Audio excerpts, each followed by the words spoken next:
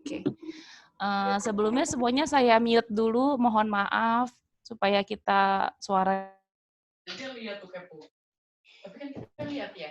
Orang betul materi itunya. Di itunya. Oh iya ya, ada itu di materi itu. Oh. Orang juga jadi kayak video call kan. Di mute all ya. Oke. Bu Hotik tolong dinyalain mikrofonnya sendiri. Ya, udah saya record juga. Jadi, Assalamualaikum warahmatullahi wabarakatuh. Waalaikumsalam warahmatullahi wabarakatuh. Ya, selamat pagi menjelang siang. Alhamdulillah kita sekarang bisa kumpul di sini untuk acara online beta spesial online kita, yaitu Bincang Edukasi Anak Terkini untuk anak-anak spesial. Meskipun untuk anak-anak spesial, tapi beta spesial ini sebenarnya bukan hanya untuk berbicara mengenai anak-anak spesial juga, tapi merangkul semua anak-anak, baik anak-anak tipikal ataupun anak-anak spesial. Karena sebenarnya metode mengajar yang diajarkan itu insya Allah bisa juga berlaku di anak-anak tipikal lainnya gitu kan, nggak hanya untuk anak-anak spesial aja. Nah, kami sendiri sebenarnya dari Rumah Tiara, yaitu sebuah tempat belajar untuk perilaku dan kemandirian. Jadi kita fokus ke perilaku dan kemandirian anak. Letaknya kita di Jakarta. Jadi beta spesial ini insya Allah kita adakan setiap minggu dari jam 10 sampai jam 11 biasanya ya, 1 jam biasanya. Atau sampai jam 12, nanti tergantung dari bincang-bincang kita. Kita berharap di sini teman-teman dan ibu-ibu semua sharing pengalaman, karena kita di sini juga sharing pengalaman gitu. Jadi kita berbagi pengalaman-pengalaman apa yang sudah dilakukan sama Rumah Tiara dan tim selama ini kepada ibu-ibu. Semoga bisa bermanfaat ya dan bisa diambil hikmahnya gitu kan, bisa dipraktekkan dan bisa membantu penanganan anak-anak, baik anak-anak tipikal ataupun anak-anak berkebutuhan khusus yang mengalami kesulitan dalam belajar. Nah, materi kita kali ini itu dibawa sama Kak Hotik. Jadi ini Kak Hotik ini dia Direktur Klinisnya Rumah Tiara. Jadi dia yang membawahi semua program-program belajar anak-anak di Rumah Tiara. Oke. Nah, kali ini kita akan membahas tentang apa ya Kak? Belajar anakku nyaman di mana saja gitu kan. Karena apa namanya? Karena sekarang masih masa pandemi ya, di mana ada sebagian orang tua juga masih belajar di rumah gitu kan, dan mungkin juga sekolah-sekolah bisa mengambil apa namanya cara-cara supaya mengajar anak lebih natural lagi selama ada di sekolah gitu kan, dan ini juga nanti bisa untuk generalisasi sebenarnya, jadi yaitu kemampuan anak yang emang biasanya sudah dikuasai di atas meja, itu nanti bisa dibawa ke lingkungan natural mereka gitu kan. Karena kita berharap sebenarnya anak-anak kita ini nggak hanya bisa melakukan dan apa namanya menjalani kemampuan mereka ketika mereka ada di atas meja aja gitu. Kita pengen dia bisa menyapa di lingkungan sosialnya dia gitu kan, dimanapun dia berada, di lingkungan naturalnya dia gitu kan. Jadi gimana caranya kita sekarang akan sharing gimana caranya ngebawa kemampuan itu untuk bisa mereka terapkan di kehidupan natural mereka atau kehidupan sehari-hari mereka. Itu kenapa akhirnya kita ngambil tema ini. Sebelumnya nanti sebelum diserahkan ke Kak Hotik, nanti aku juga akan nge-share absensi untuk hari ini. Jadi nanti minta tolong diisi. Dan ya itu aja sih kayaknya. Udah ya. Ya udah. Kalau gitu aku langsung kasih ke Kak Hotik aja ya. Ya, boleh. Silakan Kak Hotik. Ya, Assalamualaikum warahmatullahi wabarakatuh. Selamat pagi semuanya. Semoga kita selalu sehat ya Bu ya. Alhamdulillah kita bisa bertemu lagi dengan beta spesial Rumah Tiara. Dan ini yang keempat. Alhamdulillah hari ini pesertanya semakin banyak nih. Semoga ke depannya kita akan lebih banyak lagi sehingga kita bisa sama-sama belajar bagaimana menangani anak di rumah dan orang tua jadi lebih mudah gitu dan menyenangkan. Karena kita nggak pingin di rumah itu nanti setelah masa pandemi ini berakhir, anak-anak jadi nggak suka berada di dalam rumah gitu. Karena kan selama ini ketika semua kayak belajar dari rumah, banyak orang tua yang masih kesulitan ngajar anaknya, akhirnya memaksa anak untuk semua tugasnya harus selesai gitu. Akhirnya rumah yang awalnya menyenangkan buat anak, karena selalu dipaksa untuk belajar, jadi beberapa anak sudah mulai bosan di rumah. Aku udah nggak mau di rumah, aku mau sekolah gitu. Nah, kita pengen anak-anak kita tetap senang di rumah, tetap mengerjakan tugas-tugas sekolah. Jadi sekarang kita akan bahas bagaimana kita, orang tua, bisa ngajarin anak secara alami, secara natural di rumah, tanpa harus terlihat seperti belajar gitu. Nah, seperti biasa di Beta Spesial ini kita selalu memberikan slide untuk memudahkan kita dalam memahami apa yang akan kita sampaikan. Ya, silakan Kak Rani slide-nya. Udah ke-share Ya, belum? ya sudah. Tinggal dibikin kayak slide doang. Oke, sudah ya. ya. Nah, sekarang kita akan bahas anakku nyaman belajar di mana saja. Jadi kita pengen anak itu bisa, nggak hanya bisa belajar, tapi nyaman. Karena dengan nyaman belajar, anak akan bisa menyerap apapun ilmu yang kita kasih, apapun yang kita suruh, anak akan, ya udah kita kerjakan aja gitu. Nah, metode yang akan kita pakai sekarang ini, kalau di ABA itu ada namanya Natural Environment Teaching. Jadi, udah dari namanya aja udah jelas, pengajaran secara natural, sesuai dengan lingkungan anak gitu. Nah, next. Nah, ini nih, kita pertama harus sama dulu nih, apakah belajar itu harus duduk di kursi belajar? Apakah belajar itu harus memegang pulpen dan buku? Apakah belajar itu anak harus diam, kita harus diam, nggak ngapa-ngapain? Apakah belajar itu harus melihat pada orang yang sedang mengajar?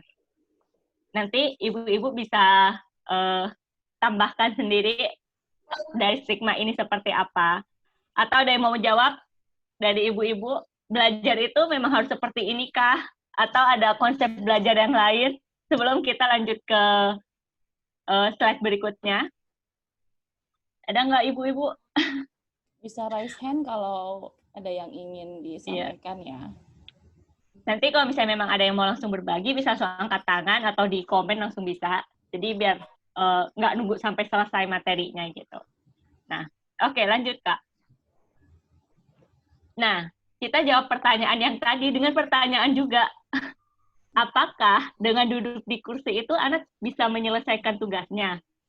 Apakah dengan memegang pulpen dan buku, anak bisa ngerti nggak tugasnya? Apakah dengan diam, anak fokus? Menentukan nggak dengan diamnya anak ini sebenarnya anak itu fokus atau enggak? Atau apakah dengan melihat orang yang mengajar, anak tuh memahami instruksinya? Jadi, dari tadi stigma tadi yang sering kita dapatkan, kamu tuh kalau belajar harus duduk di meja, diem, tenang gitu. Udah kerjakan tugasnya gitu. Nah, dari semua yang kita suruhkan ke anak itu, apakah perintah kita itu membuat anak paham nggak dengan tugasnya? Anak menyelesaikan tugasnya nggak? Ada nggak anak perlu nangis-nangis dulu untuk nyelesain tugasnya gitu? Nah, dari sini kita sama-sama harus pahami belajar itu seperti apa sih sebenarnya gitu kan. Saya di sini nggak akan membahas tentang belajar itu apa, karena kita sama-sama tahu belajar itu kalau bahasa sederhananya kita memahami sesuatu yang baru sehingga kita bisa lebih paham gitu kan. Itu sederhananya. Jadi dengan ini harapannya dengan stigma yang selalu kita berikan kepada anak, dan ternyata dengan stigma itu belum tentu anak bisa menyelesaikan tugasnya, bisa nggak sih? Next. Nah, jawaban semuanya itu belum tentu. Kita nggak bisa bilang, iya Bu, harus. Anak tuh harus duduk di meja, anak itu harus diam, anak itu harus ngeliat guru misalnya. Atau, nggak usah lah Bu, anak tuh bisa bermain dengan cara apapun. Jawabannya belum tentu. Semuanya tergantung dari anak. Karena anak itu punya cara belajar yang unik. anak itu bisa punya caranya sendiri untuk memahami sesuatu.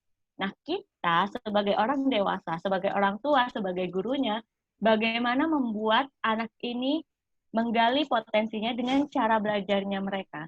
Kalau misalnya anaknya belajarnya lebih cepat dengan visual, maka kita lebih banyakin visual. Kita lebih banyakin gambar untuk membuat anak lebih paham. Kita banyakin dengan video. Karena dengan anak yang tipe pembelajar visual dan kita ngomong terus, yang ada kita mau ngomong sampai satu buku selesai gitu ya, kayak udah satu novel kalau dijadikan novel gitu, tapi anak belum tentu paham satu kata yang kita ucapkan karena mereka pembelajar yang visual. Nah, gimana kalau misalnya anaknya kinestetik itu anak yang suka bergerak. Ada beberapa anak yang memang belajarnya itu sambil gerak-gerak atau muter-muter, karena saya punya murid yang dia kalau berpikir itu duduk di kursi berputar, dia muter aja. Kalau kita sebagai orang biasa gitu ngelihatnya, kamu nggak pusing apa? Dia malah bilang, Bu, dengan kayak gini aku jadi bisa berpikir. Nah, jadi kita harus benar-benar pahami anak ini tipe pembelajaran seperti apa. Ada lagi anak yang tipe pembelajar auditori. Ini pasti orang tua akan senang banget sih kalau semua anak pembelajar auditori. Karena ya kebiasaan kita adalah selalu ngajarin anak dengan auditori, dengan suara. Kita nyuruh anak dengan suara, kita bantu anak dengan suara, pokoknya semua dengan suara. Enak kalau dapat anak seperti ini gitu. Nah, ada juga anak yang gabungan dari keduanya, misalnya dia visual kinestetik atau visual auditory gitu. Jadi memang kita harus benar-benar pahami anak itu pembelajar yang seperti apa. Dengan kayak gitu, kita akan lebih bisa membuat anak belajar dengan nyaman. Nah, ada juga anak yang dia akan bisa belajar tenang di meja, atau anak yang tidak bisa belajar tenang di meja. Karena pengalaman dari rumah Tiara, kalau anak yang bisa belajar di meja, itu kita kasih tugas apapun di atas meja, dia oke-oke aja. Tapi ketika anak yang nggak bisa belajar di atas meja, yang dikasih buku sama pulpen, dia langsung, aduh Bu, aku capek, aduh kok kayaknya badan aku lemes ya, aku jadi pusing ya Bu. Itu banyak kejadian di rumah Tiara seperti itu gitu yang kita alami gitu kan. Tapi ketika kita main atau belajarnya nggak di atas meja, singkirkan itu buku dan pulpen, anaknya tiba-tiba langsung kayak energinya balik 100%, yang hilang tadi yang capek dan segala macam gitu. Ketika kita tanya balik, tadi katanya capek, kok sekarang udah semangat? Iya Bu, tiba-tiba aku udah senang lagi, aku udah semangat lagi gitu. Nah, berarti kan memang anak-anak ini nggak bisa kita samaratakan dengan kamu harus belajarnya di atas meja. Apalagi sekarang di rumah. Ingat, di rumah itu adalah tempat nyaman anak. Di rumah itu ada tempat bermain anak. Di rumah itu ada tempat berkeluh kesahnya anak ketika seharian capek di luar rumah. Kita nggak akan bisa membuat rumah itu seperti sekolah. Karena beda. Kalau kita mau bikin rumah seperti sekolah, ya kita harus buat rumah itu ada gambar presiden di ruang tamu, ada pajangan huruf alfabet di tembok atau karya anak di tembok gitu kan. Nah, kita kan nggak bisa bikin rumah kita seperti itu gitu. Makanya kenapa ketika di rumah kita sebagai orang tua yang memang sekarang peran utamanya lebih banyak untuk ngajarin anak di rumah, makanya buatlah rumah itu menyenangkan untuk anak bisa belajar dengan lebih gampang tanpa kita harus maksa atau marah-marah sama anak gitu kan. Nah, ini salah satu cara yang akan kita bahas sekarang, yaitu dengan cara NET. Cara nih, next. Nah, apa sih NET ini? Kita sebutnya NET aja ya, Bu, ya. Biar gampang, Ibu dan Bapak. Jadi kita nyebutnya NET. Biar kita ingat, oh, NET itu maksudnya cara ngajar yang lebih natural. Nah, NET itu sendiri adalah cara yang kita gunakan untuk mengajarkan kemampuan baru atau kemampuan yang sudah anak miliki dengan lebih alami, secara alami gitu. Kenapa ada beberapa anak yang dia sudah bisa, apalagi ABK ya, anak ABK itu, anak spesial itu, tingkat fleksibilitasnya itu biasanya rendah. Mereka terkesan kaku. Makanya kenapa dengan NET ini, harapannya anak ketika dapat misalnya dia udah belajar gelas di atas meja nih, ABK. Ini si gelas ini berpindah ke lemari, anak itu nggak akan tahu kalau itu gelas. Menurut mereka, ini udah benda yang berbeda, padahal itu sama-sama gelas gitu. Nah, dengan net ini, kita akan membuat si anak bisa tahu gelas ini ditaruh dimanapun ya, bentuknya ya kayak gitu, yaitu gelas gitu. Nggak akan berubah. Jadi seperti itu. Nah, faktor utama kita untuk ngajarin anak adalah kita harus memotivasi anak sehingga anak tertarik dan anak ngerasa nggak belajar. Karena ya banyak, saya juga nggak suka belajar. Saya tipe orang yang kalau suruh belajar tuh langsung pusing. Tapi ketika menemukan hal yang menarik dalam satu misalnya saya pengen belajar tentang bagaimana tisu itu kok bisa jadi lembaran tipis-tipis kayak gitu misalnya.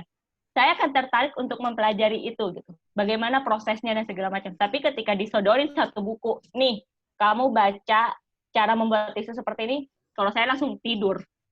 Nah, sama anak-anak itu ketika kita sodorin untuk, nih, kamu belajar ini.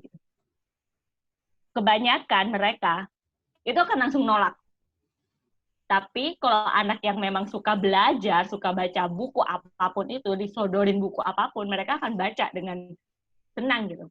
Tapi masalahnya sekarang adalah anak spesial ini pun susah gitu. Ngeliat buku aja kadang itu udah kayak, apa ya, kayak musuh.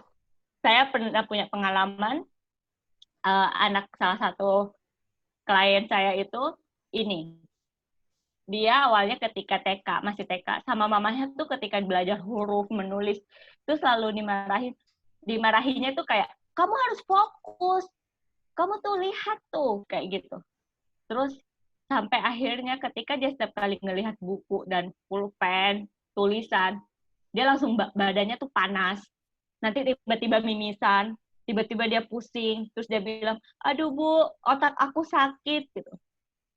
Nanti habis itu dia akan bilang, kamu fokus, kamu harus fokus, gitu. Ngomong sendiri. Dan dia juga nggak bisa fokus, gitu kan. Nah, akhirnya ketika kita gunakan si net ini untuk dia ngajar, nggak nyampe sebulan dia langsung mulai bisa beradaptasi dengan si tulisan-tulisan itu, gitu. Nah, nanti caranya kita akan kasih tahu. Next. Nah, ini beberapa contoh yang bisa kita lakukan dengan net. Jadi ketika kita ngajarin warna, kita nggak harus pakai kartu warna yang biasanya dari dulu kayak hal yang lumrah pakai kartu. Kalau belajar warna tuh pakai kartu warna bentuknya persegi, kotak. Dan ketika anak ada warna merah dengan mobil merah atau gelas merah atau piring merah, anak nggak ngerti. Karena yang mereka tahu si kotak, kartu kotak itulah merah. Nah, sedangkan dengan net, kita bisa ngajarin warna juga. Saat main mobil, anak suka main mobil. Terus kita bilang, parkir mobil merah. Itu udah masuk tuh. Kita ngajarin warna. Tapi tanpa kesannya belajar. Terus ada lagi contoh yang kedua. Kita ngajarin mending. Kita ngajarin anak untuk meminta. Saat main puzzle, kita buat situasi di mana anak bisa meminta. Jadi main puzzle kan banyak kepingnya tuh. Jadi jangan semuanya dikasih, kepingnya sebagian kita simpan sehingga akhirnya anak akan meminta si puzzle-nya itu ke kita. Kepingan yang lain tuh minta. Terus contoh berikutnya, ketika kita belajar identifikasi peralatan makan misalnya. Jadi kita main masak-masakan, terus anak pegang gelas atau piring, kita pegang sendok dan segala macam. Terus kita butuh gelas, kita bilang, nak pinjem gelas dong. Nah, itu sudah belajar identifikasi benda. Jadi sebenarnya orang tua dan guru itu sudah mengajari ini sama anak. Cuman bedanya, kenapa kayak masih tidak terlihat seperti belajar? Karena kalau belajar itu kayak, ya itu yang tadi yang saya bilang di awal, belajar itu adalah yang pegang buku, pulpen, duduk di atas meja, lihatin orang gitu. Padahal sebenarnya selama ini orang tua sudah ngajarin anak banyak hal, kayak di rumah, nak ambil gelas, nak ini taruh ke cucian gitu. Itu juga termasuk belajar sebenarnya. Nah, ini yang disebut dengan situasi natural. Anak belajarnya tanpa harus ya itu yang dengan dia kaku gitu kan. Lebih fleksibel gitu. Nah, next. Apa sih yang harus dilakukan saat kita mau melakukan net? Jadi yang pertama, gunakan mainan atau aktivitas yang disukai anak.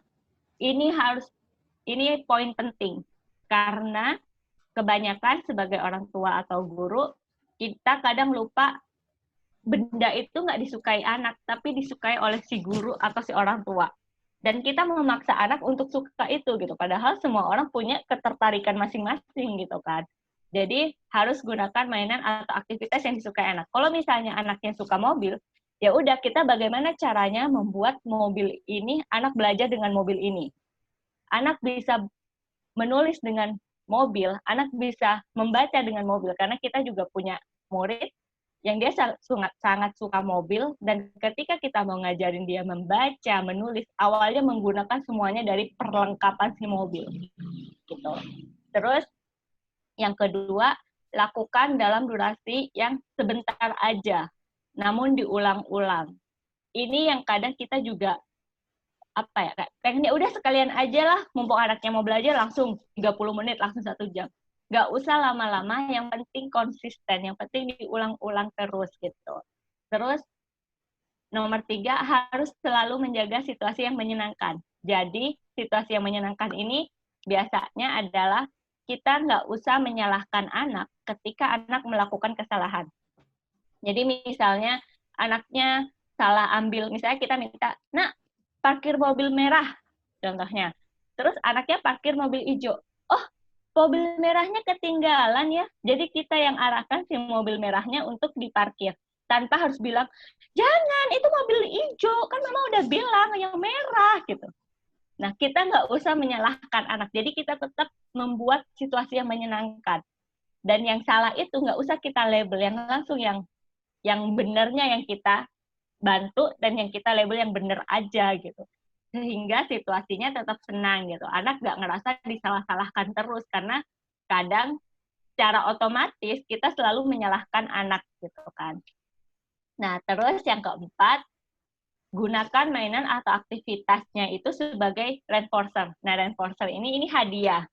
Kalau misalnya yang udah ikut beta spesial pertama, itu kita bahas tentang reinforcer, akan tahu. Jadi, kita udah misalnya anak suka mobil, jadi belajarnya pakai mobil, hadiahnya pun pakai mobil.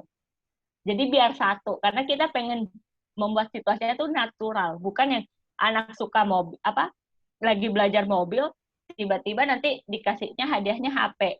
Itu udah berbeda lagi caranya. Itu bukan NET. Karena kalau NET itu kita buat bagaimana situasi itu natural, alami, tanpa terlihat belajar. Karena kalau misalnya kita lagi belajar mobil, tiba-tiba nanti hadiahnya HP, itu jadi kesannya tetap belajar seperti itu kepada anak. Terus yang terakhir, kalau misalnya, "Aduh Bu, susah nih nemuin aktivitas yang sama dengan hadiahnya," gitu kan. Bisa dipakein dengan, yaitu bantuan dari luar, misalnya anaknya suka HP, ya bisa. Tapi tetap si HP ini harus ikut dari awal dengan aktivitasnya. Jadi bukan tiba-tiba ada hal baru masuk dalam aktivitasnya. Misalnya, contohnya anak mau misalnya belajar membaca. Susah nih belajar membaca, misalnya orang tua udah kehabisan ide atau guru, bagaimana membuat membaca itu dengan lebih natural gitu kan. Nah, kita bisa pakai bantuan kesukaan anak dengan misalnya HP tadi, tapi si HP itu misalnya membacanya di atas HP-nya. Jadi ada kertas di atas HP ditempel, "Baca Nak," misalnya buku atau bola gitu kan, atau "Aku mau makan." Tapi si HP yang jadi alasnya. Nah, itu kan sudah terlihat lebih natural. Atau membacanya langsung di dalam HP-nya gitu kan. Nah, itu hal-hal natural seperti itu yang akan membuat anak lebih senang belajar gitu. Apalagi kalau sekarang sih contohnya, karena Rumah Tiara itu udah melakukan daring dari bulan Maret sampai sekarang, ada anak yang dia harus belajar berhitung. Nah, mamanya tuh bilang, aduh Bu, di rumah nggak ada ini biji-bijian, biasanya kan kayak biji congklak kita jadikan alat berhitung, atau ada kan alat hitung. Kita nggak punya uang Bu buat beli juga. Terus kita bilang, Ibu di rumah banyak sendok kan? Iya Bu, ya udah berhitungnya pakai sendok gitu. Nah itu kan jadi lebih natural gitu. Jadi anak jadi belajar, kalau ditanya, nah sendok di rumah ada berapa? Dia bisa berhitung gitu. Sama kan, konsepnya sama-sama berhitung gitu kan. Jadi seperti itu. Nah, next. Terus, apa sih pentingnya melakukan NET gitu? Melakukan NET ini apa? Yaitu, biar anak bisa, kita bisa membantu anak belajar sesuai dengan lingkungannya. Apalagi anak spesial yang sudah saya sebutkan, mereka tingkat fleksibilitasnya itu masih rendah. Jadi kita nggak pengen ngebuat anak kita tuh terlihat robotik atau kaku banget. Makanya kenapa kita bikin seperti lingkungannya dia gitu kan. Terus memastikan kemampuan yang sudah dikuasai bisa dipraktekkan secara langsung. Ya contohnya tadi, anak bisa ambil gelas di atas meja, tapi ketika suruh ambil gelas di tempat gelas, dia nggak bisa, karena itu hal yang berbeda. Nah, kita pengen dengan net ini, anak ngerti gelas itu di tempat gelas, ya itu namanya gelas. Di atas meja gelas, di atas lemari gelas, di lantai gelas, gitu kan. Terus, membangun motivasi dan ketertarikan anak ketika belajar, tanpa harus terlihat seperti belajar. Karena biasanya, kalau udah dengar kata-kata belajar, itu anak udah ada kayak defense, ada pertahanan diri. Aduh, ini kalau aku suruh belajar, biasanya udah dimarah-marahin mulu nih sama mama. Nah, dengan net ini kita membuat anak belajar tanpa harus kita nyuruh dia belajar. Ayo nak, kita main. Padahal di situ banyak banget yang kita suruhkan, dengan dia membaca, dengan dia menulis, dengan dia belajar mewarnai gitu kan. Itu bisa dengan net semua gitu. Terus menggeneralisasi kemampuan yang sudah diajarkan, ya seperti tadi, si anak bisa langsung praktekin langsung gitu kan. Sama meningkatkan frekuensi dan berbagai perilaku verbal. Jadi anak biasanya kalau disuruh ngomong itu susah. Kita sampai paksa-paksa itu susah. Tapi ketika kita sambil bermain yang dia mainkan, itu bisa anak akan mengeluarkan suara. Nah, itu yang kita gali terus. Jadi tanpa kita suruh, si anak udah akan banyak ngomong. Gitu. Terus, next. Nah, ini cara melakukan net. Yang pertama, tentukan target. Jadi, sebagai orang tua, kita tahu target anak kita tuh banyak banget, apalagi anak spesial. Kita misalnya pengen ngajarin makan, pengen ngajarin warna, pengen ngajarin menulis, pengen ngajarin membaca, banyak banget. Jadi, kita pilih satu target atau dua target, yang paling urgent mana, yang paling penting mana. Terus setelah itu, atur lingkungannya sesuai dengan targetnya. Jadi biar kita bisa men-setting. Karena kan kita kalau misalnya targetnya terlalu banyak, jadi nanti settingannya akan ribet sendiri buat kita. Jadinya jatuhnya ujung-ujungnya akan tetap terlihat seperti belajar lagi gitu kan. Terus gunakan benda-benda di sekitar yang sudah familiar sama anak. Nah, kalau misalnya memang anak nggak suka buku sama pulpen, singkirkan dulu sih buku sama pulpennya. Karena nanti akan anak kalau udah kayak senang sama menulis dan membaca, itu perlahan-lahan si pulpen sama buku ini masuk, anak akan senang. Jadi kalau misalnya anak mau belajar membaca dan menulis saat lagi dalam situasi net, anaknya bisa jadi pakaiin Play-Doh. Play-Doh-nya dibikin bentuk-bentuk bentuk huruf atau angka. Atau ada kalau misalnya punya pasir sintetis yang bisa ini, anak nulisnya pakai jari. Semuanya bisa dilakukan tanpa harus pakai buku dan pulpen. Karena sekarang kebanyakan buku dan pulpen itu udah jadi momok buat anak. Apalagi setelah di rumah aja banyak banget keluhan orang tua. Aduh Bu, anak saya udah nggak mau belajar nih Bu. Gimana ya gitu kan. Ngeliat buku aja udah kayak, aduh gitu. Nah, kita ubah caranya. Terus ciptakan motivasi anak pada beberapa reinforcernya. Jadi kenapa harus aktivitasnya sama dengan reinforcernya? Jadi biar anak termotivasi untuk belajar. Sama ketika anak menunjukkan ketertarikan, kita bantu langsung dengan cara melakukannya seperti apa. Jadi contohnya kayak menulis di atas pasir, ya kita langsung bantu. Ini caranya gini loh, nak. Gitu. Mainnya misalnya kita nulis nama anaknya, namanya siapa ya? Udin misalnya. Ya udah kita tulis Udin. Nanti bantu tangan anaknya untuk nulis juga. Terus berikan respon dan perhatian penuh. Jadi kalau anak bisa, itu kita udah langsung puji, kamu keren, pinter. Kalau anaknya nggak bisa, ya kita diem aja. Yang kalau anak nggak bisa, yang harus kita lakukan itu hanya satu, bantu. Nggak usah pakai ngomong, kamu salah, kamu nggak harus kayak gitu, kamu ini, kamu itu. Bantu langsung. Terus kita tunggu respon anak sekitar 5 detik.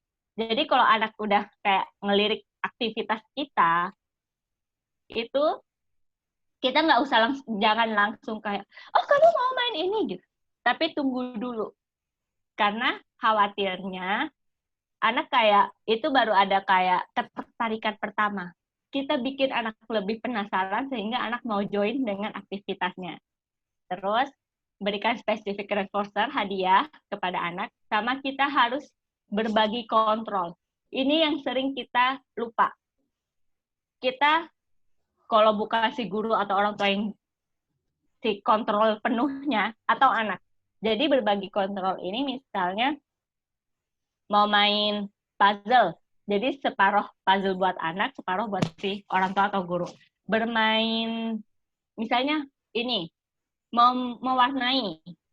mewarnainya, si anaknya bisa dapat 3 krayon, sisanya orang tua atau guru. Jadi nanti si anak ketika pengen warna lain, dia akan meminta ke orang tua atau gurunya. Jadi itu namanya berbagi kontrol. Terus next Kak Rani. Oh, sorry. Nah, ini beberapa kemampuan yang bisa diajarkan di net. Jadi kemampuan bahasa. Kemampuan bahasa itu bisa dengan meminta, mendengarkan. Jadi mendengarkan itu juga di kemampuan bahasa adanya. Biasanya kita bisa bilangnya bahasa reseptif dan ekspresif. Kalau reseptif, itu anak yang hanya nerima. Kayak kita suruh, nah ambil ini, nah tunjuk ini, taruh di sini, ambil ini, samakan, dan segala macam, itu reseptif. Kalau ekspresif, itu anak yang ngomong. Jadi misalnya kita nanya, ini warna apa? Nanti anak jawab merah. Itu ekspresif. Atau anak, pokoknya intinya yang anak keluarkan suaranya itu ekspresif. Sama melabel atau intraverbal. Jadi itu kemampuan bahasa. Ada juga dengan net ini kita belajar kemampuan bermain atau sosial.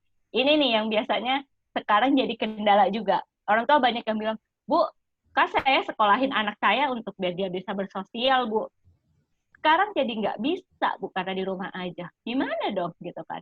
Nah, dengan net ini kita tetap akan bisa ngajarin sosial kepada anak. Sehingga nanti ketika anak udah mulai sekolah seperti biasa, sosialnya anak udah ada, tetap ada gitu. Nggak hilang karena dari di rumah aja. Karena sosial ini kan seperti hubungan antara satu individu ke individu lain. Nah, di rumah kan anak nggak tinggal sendirian. Mereka tinggal bareng orang tuanya, bareng kakaknya. Itu namanya juga bisa kita bangun sosial di situ.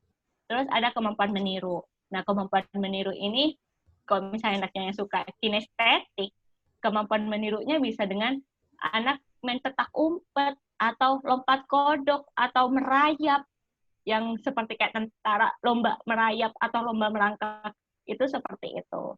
Next. Oh, oke. Terima kasih banyak.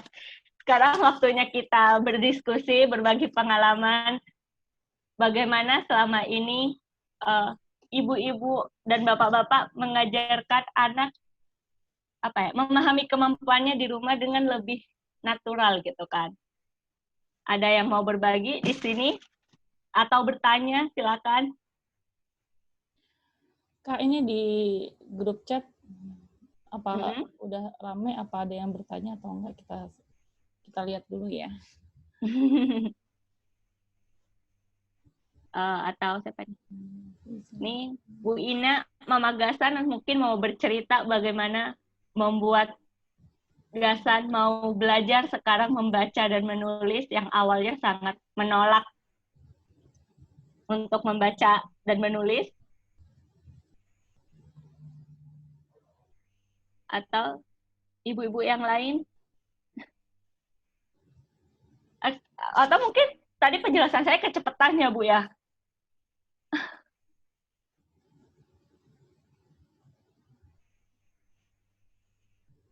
Jadi saya mau ini berbagi pengalaman aja lagi tentang salah satu net yang kita lakukan itu di Rumah Tiara seperti apa. Jadi ada anak yang dia awalnya kalau misalnya main itu maunya sendiri aja. Jadi nggak mau orang lain tuh ikut campur dalam permainannya. Kalau ada gurunya yang datang, kita kalau di Rumah Tiara nyebutnya edukatornya datang, itu biasanya langsung kalau nggak didorong, dia yang pergi. Tapi akhirnya dengan net ini, karena dia dulu awalnya suka main Lego yang dibikin kayak kereta-keretaan itu, awalnya dia main Lego itu semua, satu keranjang tuh dia kuasai. Tapi ketika kita paham bagaimana cara membuat si anak gak nguasain semuanya dengan berbagi kontrol itu, akhirnya kita kasih dia Legonya sebagian. Kadang cuma kayak 3 atau 4 Lego, kan nggak bisa tuh dibikin, dibikin kereta, 4 Lego dibikin kereta ya nggak akan panjang gitu. Akhirnya dari situ perlahan-lahan si anak ini mau belajar bareng kita, mau bermain bareng kita, mau bikin kereta bareng kita. Jadi si edukatornya bikin kereta satu gerbong, dia bikin satu gerbong, akhirnya digabungin. Dan akhirnya setelah itu sampai sekarang anak ini jadi kalau main, ya udah malah kadang ngajak kita untuk main gitu.